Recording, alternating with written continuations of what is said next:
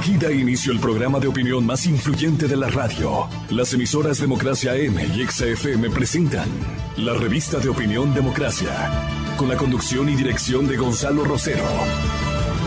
No puede haber diálogo sin libertad de expresión. No puede haber diálogo sin libertad de expresión. Ella es el alma de un pueblo. Sin amilanarse.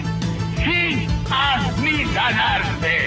Este Ecuador amazónico. Desde siempre y hasta siempre. ¡Viva la patria! Combatiremos la corrupción. La de ahora y la de ayer. Y la que podría venir. La de adentro y la de afuera. La revista de opinión Democracia. Los temas realmente relevantes. Analizados con la visión crítica del periodismo libre. Da inicio la revista de opinión Democracia. El programa en el que usted cree. Comenzamos. Gonzalo Rosero. Credibilidad incuestionable.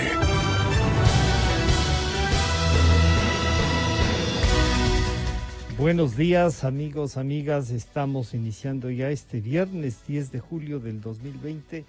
Una semana que ha tenido noticias como la renuncia del vicepresidente de la República, una mini crisis de gabinete, y digo mini porque siendo 6 funcionarios, en virtud del número de instituciones y organismos que el Estado ha ido creando, pues 6 no es mucho, pero generan, claro, una visión de lo que puede pasar en este último 25% del ejercicio de la presidencia del señor licenciado Lenín Moreno.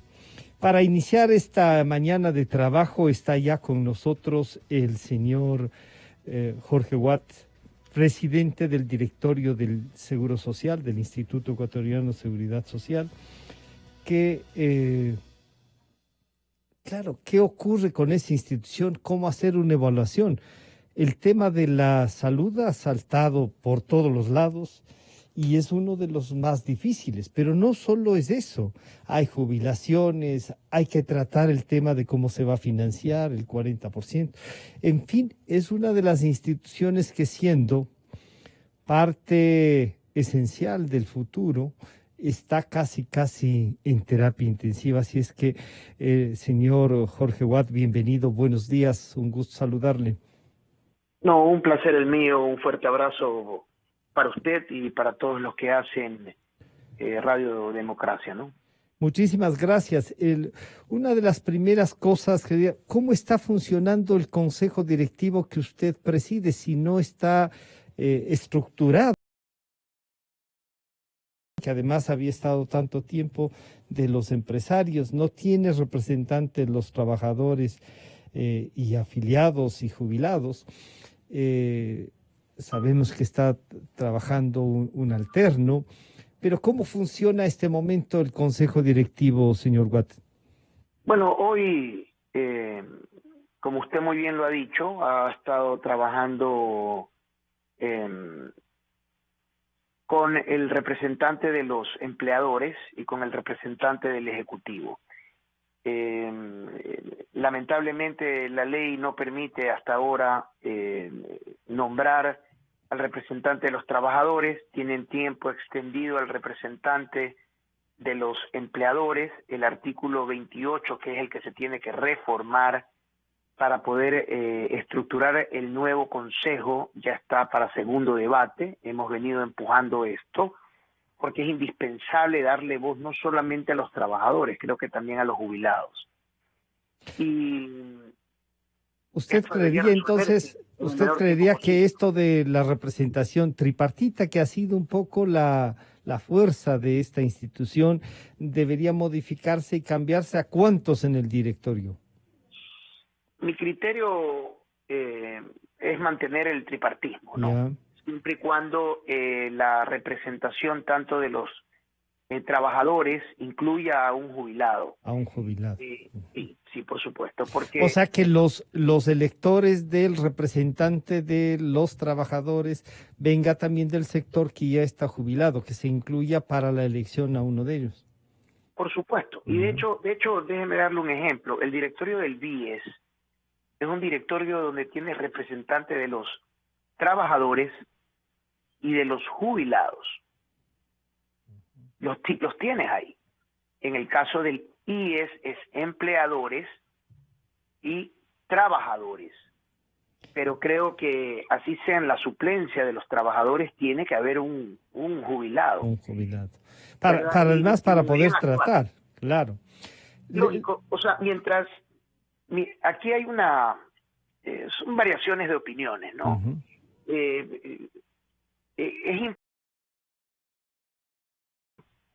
La información que te puede dar los beneficiarios del IES, no solamente los que aportamos al IES, sino también los beneficiados por el Instituto Ecuatoriano de Seguridad Social, que al final de cuentas son quienes a través de sus aportaciones financian esta institución que, como usted lo ha dicho, hay que trabajarla con pinzas, ya que es de mucho interés de todos los ecuatorianos. Son más de casi 8 millones de personas que están vinculadas al Instituto Ecuatoriano de Seguridad Social, y hay que darle toda la atención, y tienen que dar su opinión y su criterio en las decisiones más importantes que deba tomar esta institución. Esa institución. Señor Watt, una de las cosas que uno se pregunta es, usted ha tenido cuestionamientos su nombramiento,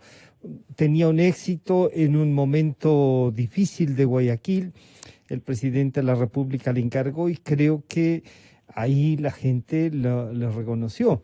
Pero su vinculación, y yo suelo decir, no es al anterior gobierno, al gobierno de estos 14 años generaba unas dificultades.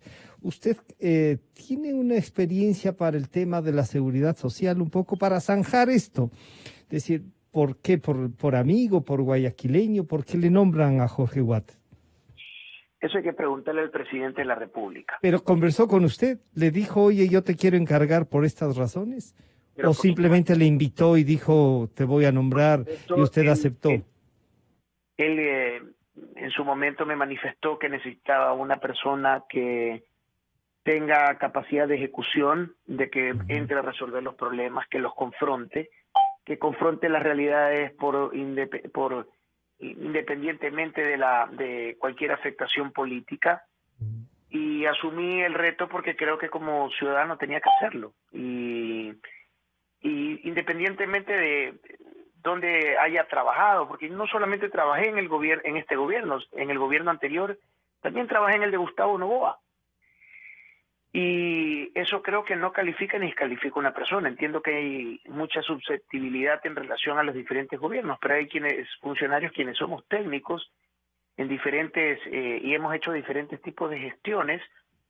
Y hay gente que le gusta, y gente que haber trabajado en tal o cual, o haber trabajado en el Estado, no importa en el gobierno qué, pero cuando se tiene una gran representación ya se representa también a ese gobierno. O sea, usted no ha sido cualquier funcionario, es un funcionario que representa la política del Estado y ahora está representando a este gobierno, al del presidente Moreno, en esta institución que ya hemos acordado tiene grandes dificultades. Entonces, pasando ya esto, la pregunta sería, ¿qué plan tiene usted para, primero, encontrar todo lo que ha estado pasando y empezando por la salud, señor ingeniero Watt?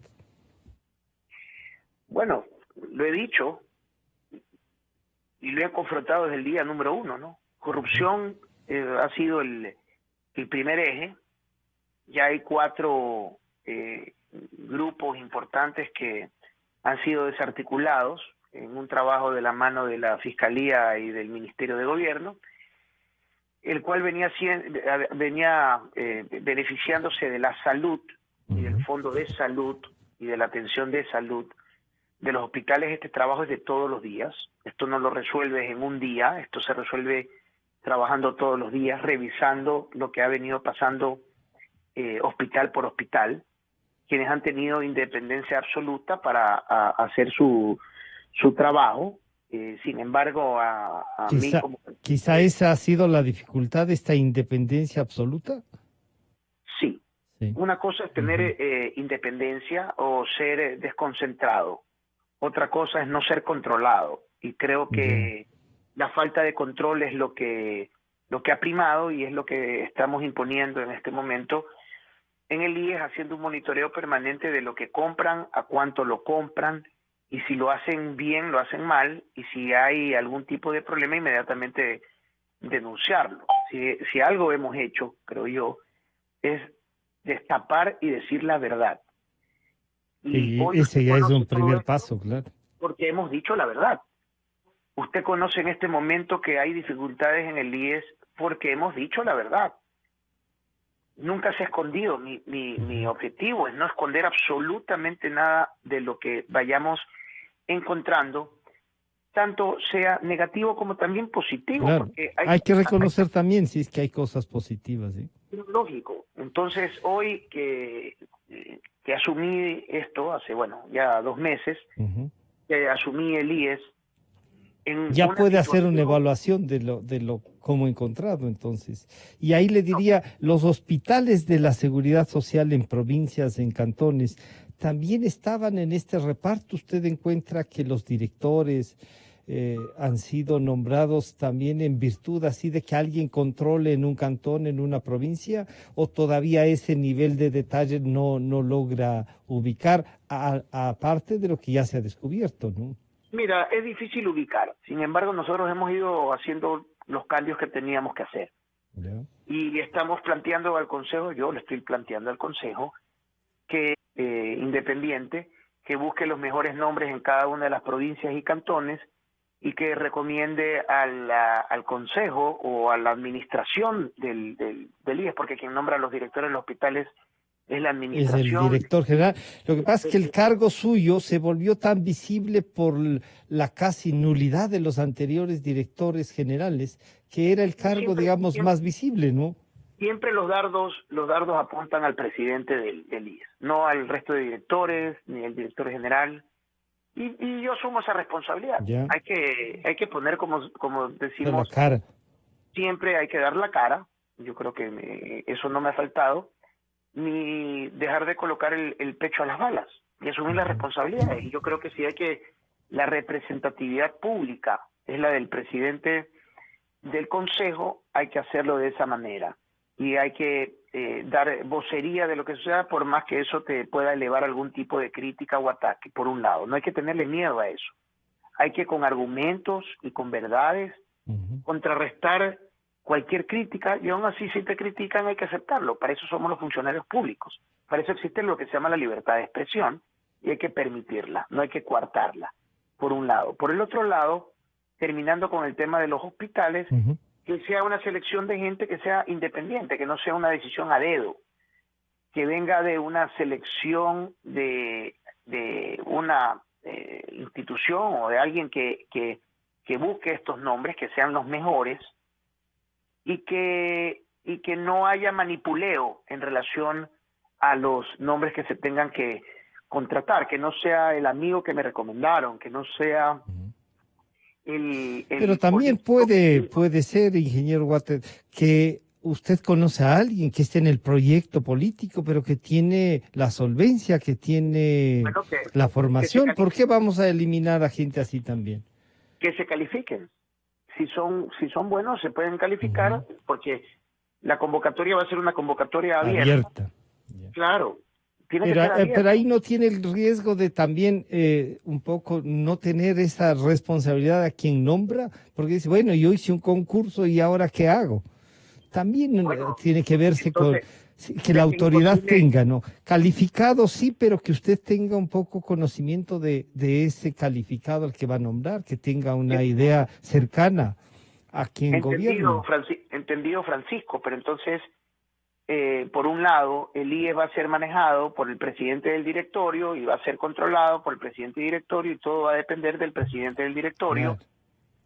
Y no de los afiliados y de los jubilados, que son los verdaderos dueños del IES. Yo no soy el dueño del IES. El gobierno no es el dueño del IES, sino los afiliados y los jubilados. Y si los afiliados y los jubilados... Pero lógico, hay que democratizar el IES. O sea, yo entiendo, esto no es de colocar a un compañero de un proyecto político. Claro. Esto se trata de colocar a gente que te venga y te resuelva los problemas y de calidad de atención, que dé la medicina que se tiene que dar. de que se atienda correctamente, que no exista corrupción, que no se roben la medicina y jueguen con la salud de las personas. Es tan sencillo como eso. Y entonces pasemos por las prioridades. Usted va a tener ahora con esto de los carnets de discapacidades una revisión y una auditoría de las jubilaciones. Claro. Habrá gente que se jubiló usando ese carnet y que por lo tanto le ha estafado al país, le ha estafado al Seguro Social y ha generado una red para eso. Pero también se dice que en el área de la salud, de la seguridad social, son expendidores de estos carnets. ¿Tiene iniciado ya un proceso sobre esto? Por supuesto, no solamente nosotros, sino también la Contraloría está entrando a hacer la revisión. En febrero esto ya lo detectó el IES y envió su respectiva comunicación al Ministerio de Salud diciendo lo que había pasado. No se hizo mayor revisión interna, pero hoy que hay tanta información levantada por el Ministerio de Salud, es mucho más fácil identificar si existió dolo o no, o existió dolo en otorgar la jubilación temprana a personas que tenían el carnet de discapacidad, porque obviamente tienes un carnet de discapacidad emitido de forma fraudulenta, el entregar la jubilación temprana como la importación de un vehículo es fraudulento, porque estás gozando de un beneficio que no deberías de gozar, que te lo otorga tu condición de discapacitado. Nosotros estamos revisando eso, no solamente aquello, sino es que si existen médicos del IES que han otorgado ese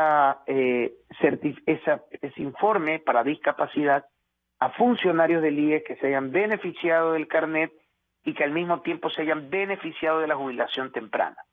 Revisar si ese proceso fue un proceso adecuado, independientemente que creo yo que nuestros médicos del IES no deberían otorgar esa certificación para establecer una discapacidad o no, sino el Ministerio de Salud, ¿no? Y más bien poder verificar esa previo un informe del médico de la Seguridad Social.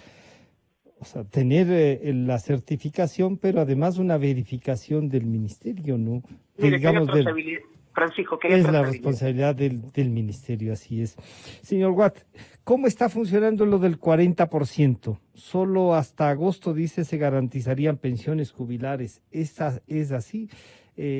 No solo por la pérdida de más de 200,000 aportantes, para no decir ya de los trabajos, sino a los aportantes de la Seguridad Social, más lo del 40%, ¿cómo está enfrentando usted eso?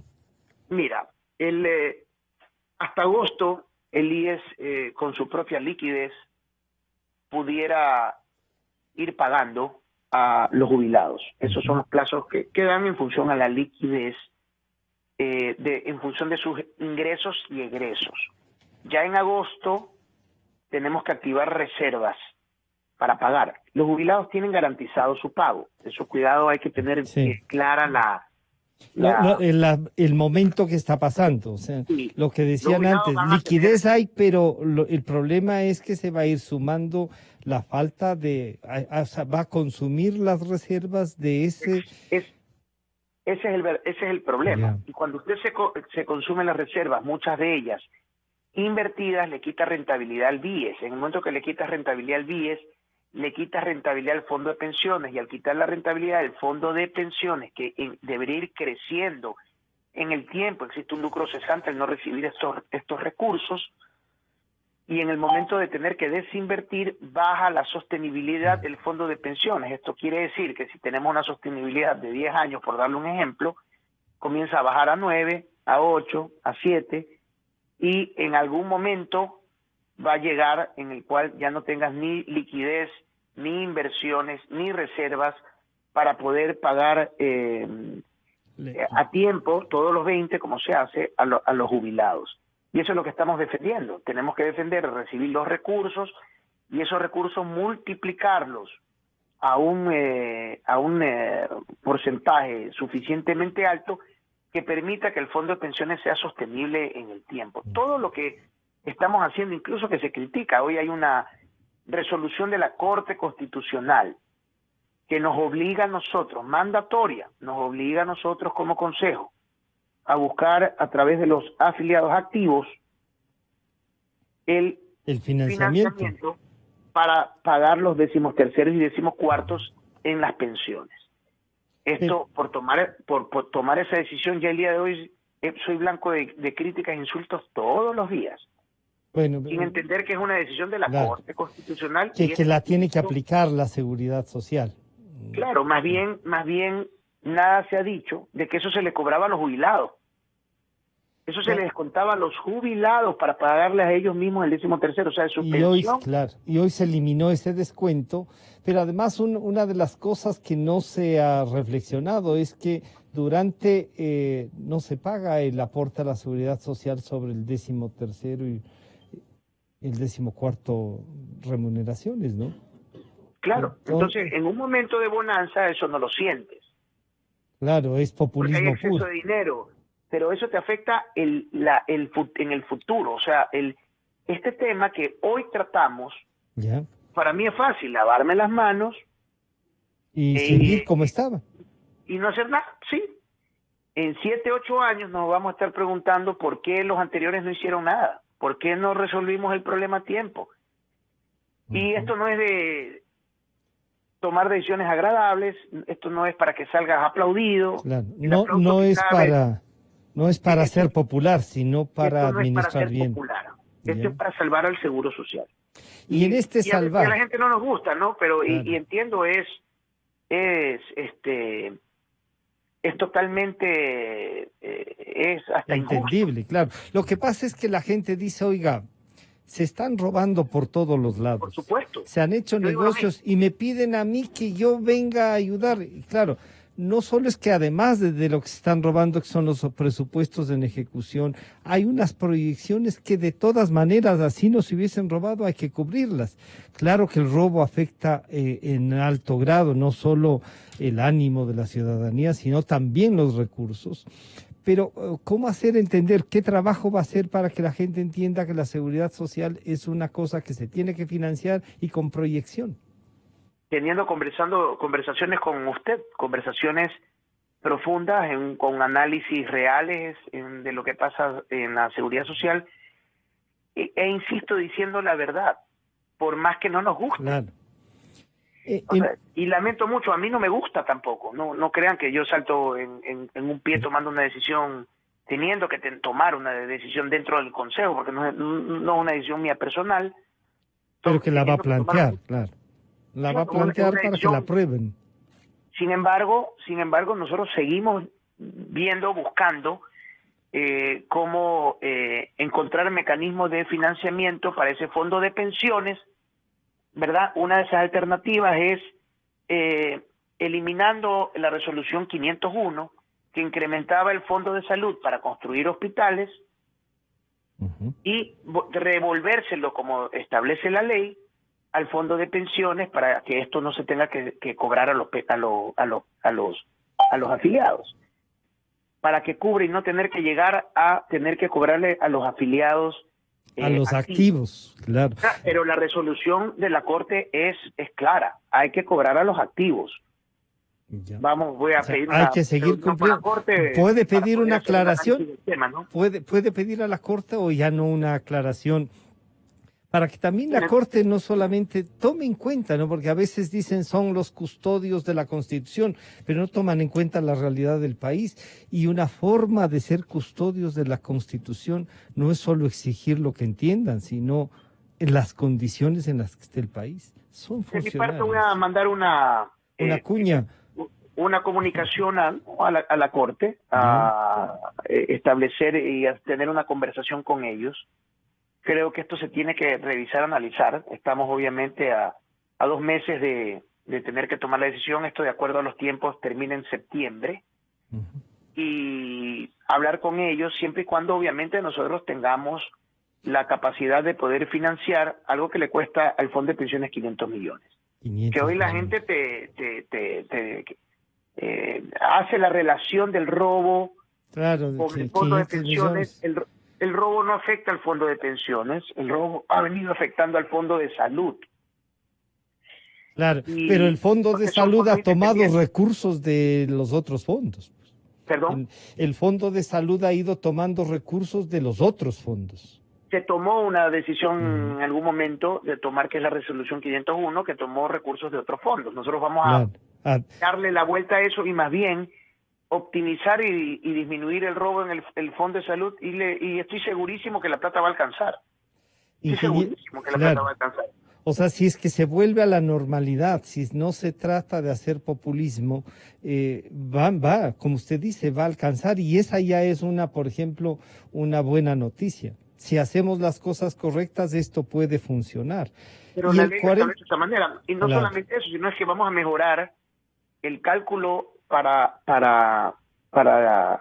las pensiones, para el pago de las pensiones, que también existe una resolución que cambió el cálculo y afectó a los jubilados de la forma como se les calcula las pensiones. Con el nuevo cálculo, regresando a la normalidad, ¿verdad? Esto pasa de un cálculo geométrico, que es el actual, a un cálculo aritmético, una explicación muy técnica de cómo se hace.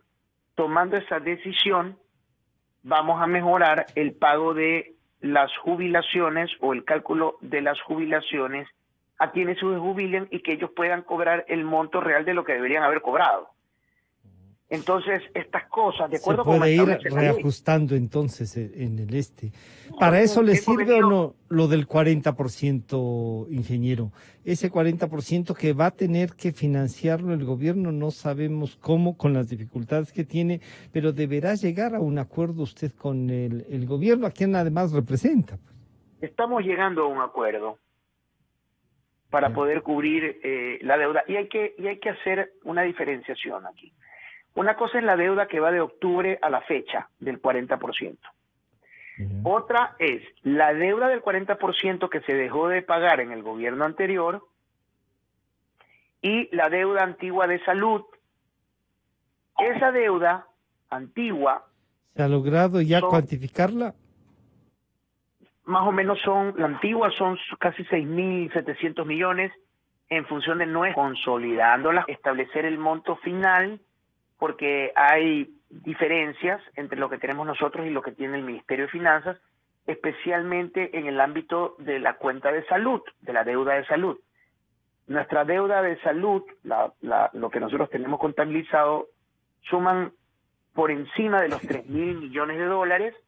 Esto es una deuda que se viene arrastrando desde la época de Sucres, y vamos a ir a una mediación para que se pueda establecer el monto final que tiene que pagar Finanzas, y que se reconozca esa deuda que aún sigue en el limbo. Esa es una cosa. Otra cosa es la deuda del 40% que viene desde octubre hasta la fecha. Estamos llegando a un acuerdo para resolver la deuda de octubre a la fecha, y luego terminar de identificar los mecanismos y los pasos para determinar la deuda antigua, la pudiéramos llamar así, que también la tiene que recuperar el IES. Y el IES también tiene que recuperar dineros de empresas que no han pagado, o sea, la deuda... ¿La deuda privada también es alta? Claro que ahí sí, es alta. Y usted diría, pero ahí está esta cosa de que por el COVID, por todo esto, cada vez que a alguien se le ocurre, le bajan los intereses, cada vez que a alguien se le ocurre, dice no van a pagar la seguridad social. ¿Cómo hacemos con eso? Mira, eso es un tema que hay que entenderlo también, ¿no? Obligar a las personas, a los jubilados o a los afiliados voluntarios, a los afiliados activos, a las empresas, a pagar al día en época de pandemia, cuando el 70% de la economía estaba cerrada, era difícil. Sin embargo, pagaban, tengo que decirlo de esta manera. Claro, pagaban. La gente pagaba. Esa mora se está en este momento refinanciando, la gente la está refinanciando, la está pagando, se está recuperando los recursos, estamos poco a poco, cada mes vamos incrementando y llegando a la normalidad de lo que usualmente se debería pagar, independientemente de la disminución de los aportantes que hemos tenido, que superan los 240.000, ya vamos a 270.000. La buena noticia, bueno, no deja de ser mal igual, ¿no? Pero lo interesante es que... ¿Se desaceleró eso? Se desaceleró el tema de los despidos. Yeah. Igual se acumularon, antes eran más de 100.000 despidos mensuales, Ahora llegamos a 30,000 personas que no aportan en el mes de junio. Eso irá bajando en julio y se irá recuperando, aspiramos en el tiempo, a la medida que la economía se vaya recuperando y que nosotros también podamos ir reactivando a aquellos afiliados voluntarios que no pudieron pagar en la pandemia y que hoy se los puede recuperar dándoles plazos. Estamos estableciendo plazos para poder pagar tanto en el Seguro Social como en el Seguro Social Campesino y puedan reactivarse en el seguro sin pago de mora. Ahora, por el otro lado, si bien es cierto, tenemos suspendidas las coactivas en el momento que se activen. Lamento decirlo de esta manera, pero tendremos el IES. Habrá que echar a andar también eso. No, y voy a liderar eso. Hoy lo que estamos haciendo es poner juicios penales, que es lo que nos permite la ley, a quienes han retenido valores a los trabajadores, y hemos colocado un sinnúmero de juicios penales a empresas. Han retenido y no pasaron al Seguro Social. ¿Perdón? Retuvieron los aportes o los y no pasaron. Y no pasaron. ¿Eso pasa también con los créditos que ha dado el BIES?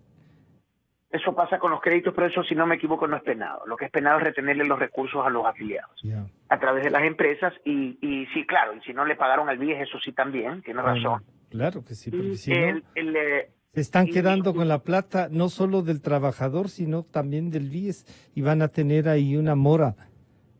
Es que no solamente eso, Francisco, sino es que hay los mecanismos para poder resolver el problema. Tú puedes venir al IES y puedes refinanciar hasta 7 años plazo.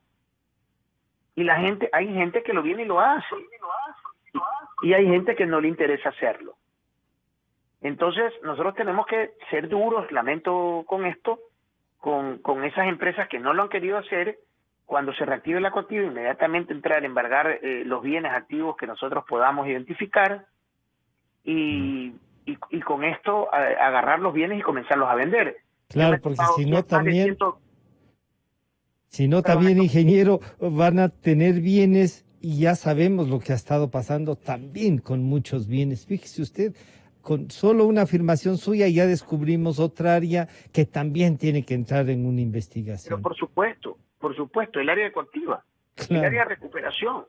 ¿Qué pasa? Vea, yo estuve en la Corporación Financiera Nacional, teníamos la cartera histórica de la banca cerrada, ¿verdad? Negocios que no pagaban a la Corporación Financiera Nacional, que estaban coactivados, que estaban embargados, seguían trabajando, seguían funcionando.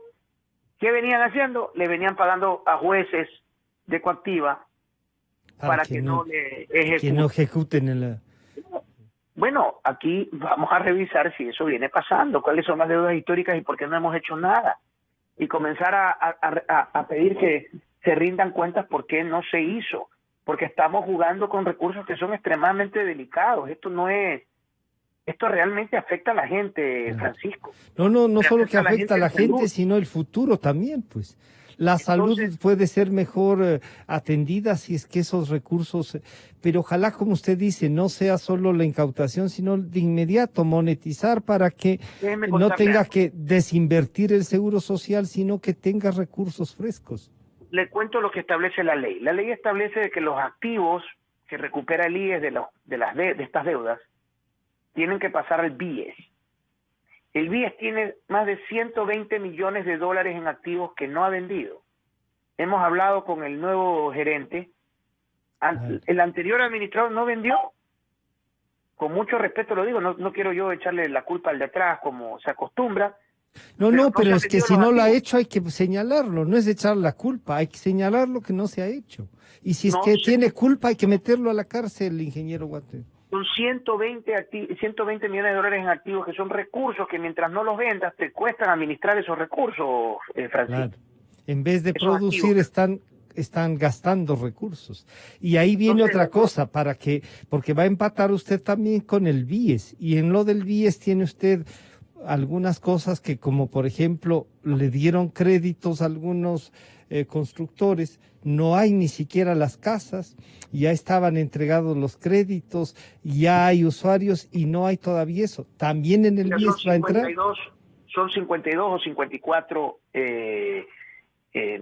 fideicomisos. Sí.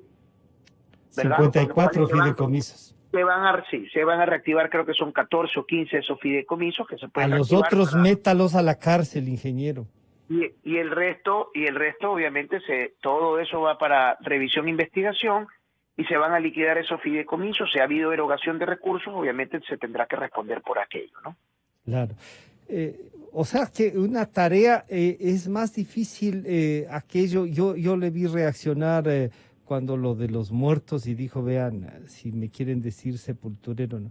Pero tiene una tarea tan difícil como esa entonces en la seguridad social, ingeniero Guate. Mire, a mí me tocó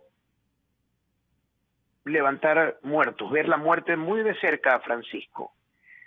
Hoy lo que me toca es intentar salvar vidas. Intentar que no se muere el aportar un seguro grano social. de arena.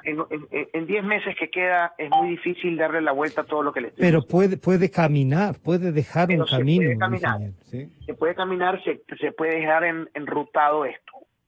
Una política de cobro, una política de gestión, una política de control, una política en el cual hay que estar atrás de la gente todo el día, viendo que hagan su trabajo, porque son 36,000 funcionarios, muchos excelentes, gente que ha hecho muy bien su trabajo, gente que realmente se ha puesto la camiseta y se la ha jugado, pero gente también que ha venido a incumplir con el marco básico que usted necesita para manejar este cargo, que es tener el mínimo sentido de la urgencia y de la honestidad. No le digo que hasta los temas mortuorios nos han querido ver la cara. Bueno, y en eso no se puede permitir. Usted está con la película clara, ni en eso de los temas mortuorios también. Imagínese que alguien cobraba por unos servicios que no prestaban, o que hay funerarias que ya saben cuánto es lo que paga el Seguro Social y están a la salida para cubrirlas, No, pues, y le cobran lo que sea. La factura le cobran ya completo. O sea, exacto. ¿qué es lo que sucede aquí? Usted tiene un fondo que es de $1,357. ¿Ya? ¿Y qué es lo que tenemos? Puras facturas que cuadran $1,357. Y las hace cuadrar, pero en exacto, sí. Pero lindísimo. Y son manuales, pues son a mano. Se le ponen carroza, servicio de carroza, $600. Servicio de ataúd, $700 y pico, y cuadran los $1,357. Ataúd es de $700 y pico, y estamos pagando por servicio de movilidad de una carroza de $600. Y me da pena porque vi una rueda de prensa intentando justificar lo injustificable. Sí. A un sector de las funerarias. Yo respeto el sector de las funerarias, trabajé con muchos de ellos, muchos lo hicieron honrosamente y lo hicieron bien en la época de la pandemia en Guayaquil. Se la jugaron, sí. Pero que no nos vengan, claro que se la jugaron, pero que no nos vengan a cobrar los muertos que yo enterré cuando era el que manejaba la Fuerza de Tarea Conjunta. Eso un servicio que no dieron, pero hay unos avivatos que quieren cobrar. O sea, ¿cómo usted puede creer que yo voy a permitir pagar por fallecidos que sepultamos gratuitamente? Claro. Y que se lo vengan a cobrar al Seguro Social con firmas falsificadas? Eso no es posible. A la cárcel, ingeniero Guates. Creo que ya no está hay. Denunciado Es posible. de hecho, ya comparecí, ¿no? Ya. Ahora, fíjese, hay tantos temas y hay tantas cosas que le va a tocar enfrentar a usted. A nosotros nos toca preguntarle para ver por dónde camina. Pero hay este informe de esta comisión que nos parece importante, que ha reflexionado sobre la seguridad social. No sé si usted ya lo ha visto, no sé si los ha invitado para conversar. Y esto le permite entonces iniciar algo. Es difícil, como se ha dicho, encontrar una respuesta a esto, pero si usted encamina esto y nos ayuda incluso a tener una propuesta de ley y un estudio actuarial que se ajuste a eso, creo que haría un gran favor, y el rol y el encargo que le ha hecho el presidente Moreno estaría no solo que justificado, sino que el país agradecerá, ingeniero Guate. Ya, en este trabajo, Francisco, créame que estoy trabajando para todos los que son afiliados y jubilados, y me incluyo. E incluyo a mi padre, que ya le toca jubilarse. En algún momento, ya tiene 83 años y no se ha jubilado. Y cuando veas a las familias que se benefician de esto, y ha sido mi posición de siempre, hay que ponerse en los zapatos de a quien tú atiendes. No hay que ponerte en tus propios zapatos, porque tú mides las cosas en función de tu metro cuadrado y no te pones en el metro cuadrado del resto. Hay que ponerse en el metro cuadrado de todos. Y ahí es cuando te toca una realidad en la cual tienes que asumir un rol que puede ser criticado, golpeado, y no te importa si es que te insultan el día de hoy, porque hay toda una red, bueno, ya hemos visto que han caído redes de Twitter y Facebook y troles y todas estas cosas en las noticias, pero que se dedican a insultarte todo el día para echarte para atrás. Y no quiero echarme para atrás, quiero avanzar tomando decisiones correctas que puedan ser criticables el día de hoy, pero que van a dar sus resultados en el futuro. Todo lo que se haga para el día de hoy en relación a pensiones afecta al futuro. No se ve hoy. Hoy podemos seguir como estamos, pero en 7 o 10 años esto pasará una factura.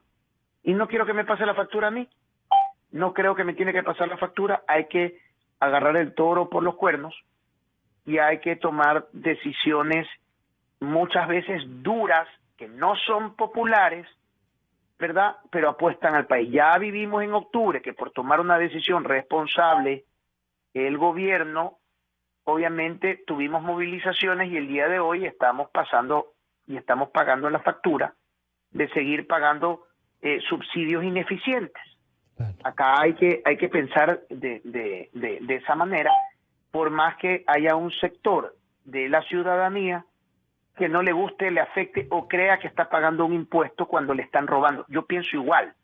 Si veo que nos roban por un lado y al mismo tiempo tengo una resolución que tengo que cobrar más, yo también me paré y dije, bueno, esto es injusto, esto no está bien, ¿verdad? Si no, nosotros somos los que vamos a tener que responder por ese dinero que nos obligaron a cobrar.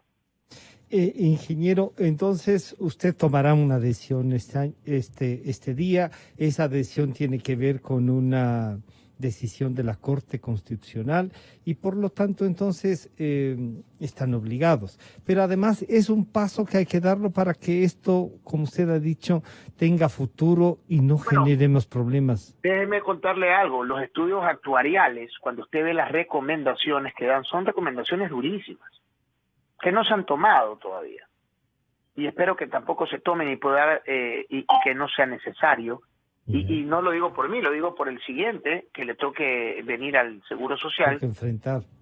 Claro, en el cual te establece, y ya se discutió esto el año pasado, esas recomendaciones son tan duras como tener que incrementar los años para jubilarse, claro, como cobrarle a los hijos de los menores de edad, como cobrar las enfermedades catastróficas, cobrar los décimos, ir incrementando en el tiempo la aportación del parte del trabajador, del 9.56, irlo subiendo en el tiempo al 10.76, si no me equivoco, 10.75. Sí. Todo eso son las recomendaciones del estudio actuarial. Nosotros estamos revisando. ¿Se arriesgará alguna de esas? ¿Usted piensa arriesgarse a alguna de esas? ¿Correr con esto? Decir, primero hay que poner la casa en orden para ver si tienes que tomar una de esas decisiones. Pues si no pones la casa en orden... Claro, va a ser un hoyo negro que no sabemos a dónde va esa plata. Claro, eso es tal cual como quererle cobrar la factura, por ejemplo, en el caso de los colegios, que en algún momento se analizó, que habían colegios privados que decían, mira, hay el 50% de los padres que no nos pagan. Por ende, como no me alcanza para cubrir los gastos del colegio, tengo que incrementar las pensiones de los colegios. Entonces, los padres obviamente reclamaron y dijeron, oye, ¿por qué me vas a cobrar a mí por tu ineficiencia de cobrar? Cuando tú lo que deberías hacer es cobrar al 100%, ¿verdad? Para que no paguen los padres que sí están pagando sus pensiones a los colegios. Acá es igual. ¿Cómo tú tomas una medida tan dura como esta si no le estás cobrando, estás permitiendo corrupción, no estás vendiendo tus activos que tienes que vender, no estás ejecutando coactivas, no cobras la cantidad de dinero que deben los patronos, no le cobras al gobierno, etcétera, etcétera? Quizás sumando todo esto, no es necesario tomar medidas tan duras ni tan fuertes, y eso es una película que la tengo clara. Entonces yo creo que primero hay que ordenar la casa, poner las cosas como son, y en función de eso hacer un estudio actuarial que considere todos estos factores que deberían suceder, ¿verdad? Y en función de eso ver cuál va a ser el futuro, porque es fácil decir cobra más, quítale más, aumenta más, pero y al mismo tiempo sigues teniendo el mismo tamaño del IE, sigue habiendo una burocracia muy alta, muy elevada. Nosotros hemos contabilizado... Y no necesaria.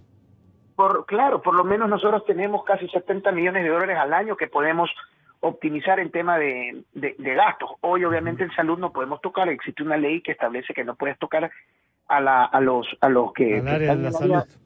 De la salud, a los que son médicos, auxiliares, etcétera, pero en cambio sí podemos tocar la parte administrativa. Solamente los hospitales, para que usted sepa, hay muchos hospitales que cuando su porcentaje de área administrativa tiene que ser el 20% en función de su nómina, ¿verdad? Sobrepasa el 40%.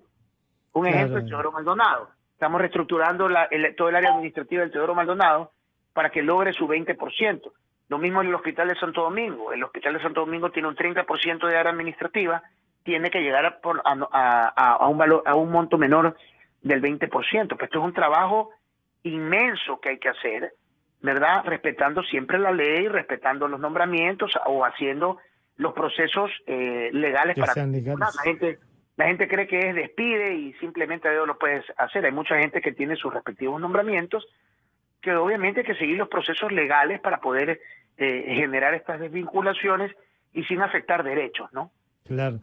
Bueno, entonces se nos fue el tiempo, ingeniero Water, pero quedan pendientes algunos temas que vale la pena hacer un seguimiento y creo que el país tiene, y usted, como ha dicho, al conversar con los medios de comunicación, nos ayuda a opinar, a tener claro lo que está pasando y claro, también o a pedirle rectificaciones o aclaraciones o a respaldar las cosas que se hacen bien.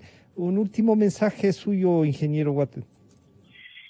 Mire, Francisco, simplemente que esta es una posición dura, más dura de lo que uno se imagina, en el que tienes que sufrir muchos embates mientras tienes que trabajar e ir buscando las mejores soluciones, que no voy a parar de decir lo que tengo que decir, de decir la verdad de lo que yo me voy topando. Ha sido una orden del presidente de la República, y la orden del presidente de la República es intentar ordenar lo más posible lo que vayamos encontrando que no esté bien.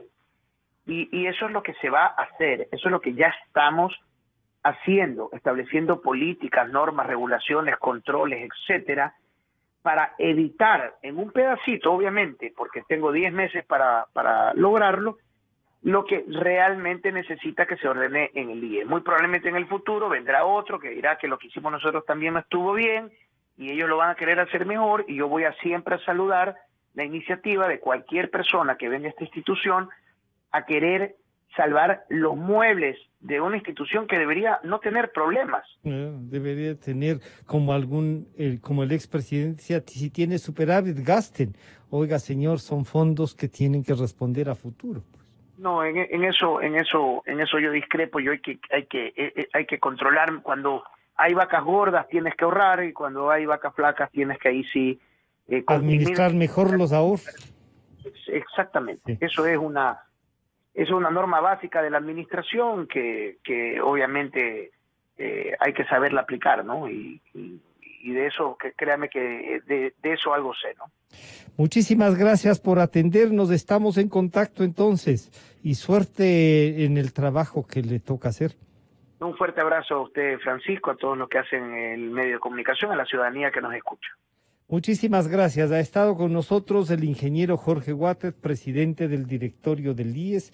¿Y qué está pasando? Con que nomás ya hace una evaluación de sus 2 primeros meses, así es que se puede caminar.